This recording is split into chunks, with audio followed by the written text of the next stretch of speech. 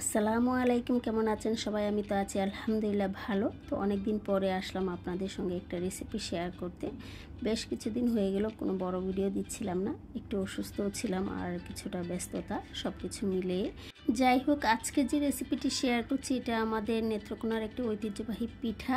আর এই পিঠাটা ওই অঞ্চলের ছোট বড় সবাই খেতে খুবই পছন্দ করে এবং খুবই মজাদার এবং লোভনীয় একটি পিঠা।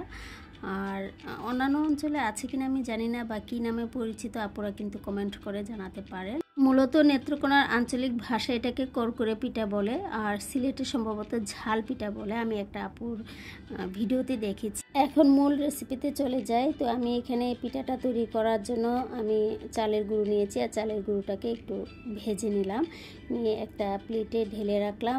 ঠান্ডা হওয়ার জন্য ফ্যানের নিচে দিয়েছি। তো যখন মোটামুটি ঠান্ডা হয়ে আসবে তখন আমি পিঠা বানানো শুরু করব। তো একে একে এখন আমি এটার মধ্যে সব উপকরণ দিয়ে দিচ্ছি। দিলাম লবণ, আদা রসুন পেস্ট, আর দিলাম কাঁচামরিচ, দিব পেঁয়াজ, দিব হচ্ছে শুকনো মরিচের গুঁড়ো, হলুদের গুঁড়ো, আর হচ্ছে গিয়ে জিরার গুঁড়ো। আর এখানে আমি ধনেপাতা ইচ্ছা করলে দিতে পারেন, কিন্তু বাসায় ছিল না তাই ধনেপাতা দিইনি। আর এটাতে ইচ্ছা করলে কিন্তু ডিমও দিতে পারেন। ডিম দিলে ভাজার সময় নাকে মুখে ছিটে পড়ে, তার জন্য আমি ডিমটা স্কিপ করেছি। খুবই সাবধানে ভাজতে হয়। তো যে দেখুন কি সুন্দরভাবে আমি ময়ামটা রেডি করে নিয়েছি। এখন আমি পিঠা রেডি করে নিব।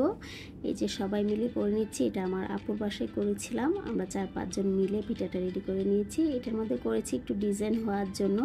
অনেকে আবার চিরুনি দিয়েও ডিজাইন করে নেয়, যে যেভাবেই করে নেন। আর এই রেসিপিটা মূলত আমার কিছু কলেজের স্টুডেন্ট এবং কয়েকজন আপুর রিকোয়েস্টেই দেওয়া। ওনারা এটা রেসিপি চেয়েছিলেন যে কিভাবে করতে হয়, তার জন্য রেসিপিটি শেয়ার করছি। আশা করি আজকে তাদের কাছে ভালো লাগবে আর আপনাদেরও ভালো লাগবে।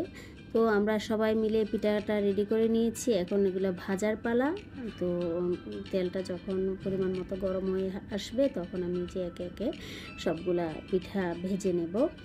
আর আগেই বলেছি এই পিঠাটা বৃষ্টির দিন কিংবা বিকেলে নাস্তায় যখন খাবেন, মানে প্লেট সামনে নিয়ে বসবেন আর যতক্ষণ পিঠার সামনে আছে মুখে দিয়ে শুধু কুড়মুড়ে খেতেই ভালো লাগে।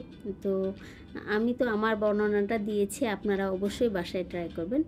আর ভিডিওটি যদি ভালো লেগে থাকে লাইক কমেন্ট শেয়ার দিয়ে পাশে থাকবেন। যেহেতু বেশ কিছুদিন পরে একটা বড় ভিডিও দিচ্ছি এবং ভয়েসও দিচ্ছি, আমি মনে হয় ভুলেই গিয়েছিলাম যে কিভাবে ভয়েসটা দিতে হয়। আসলে চর্চা না থাকলে এরকমই হয়, তাই না?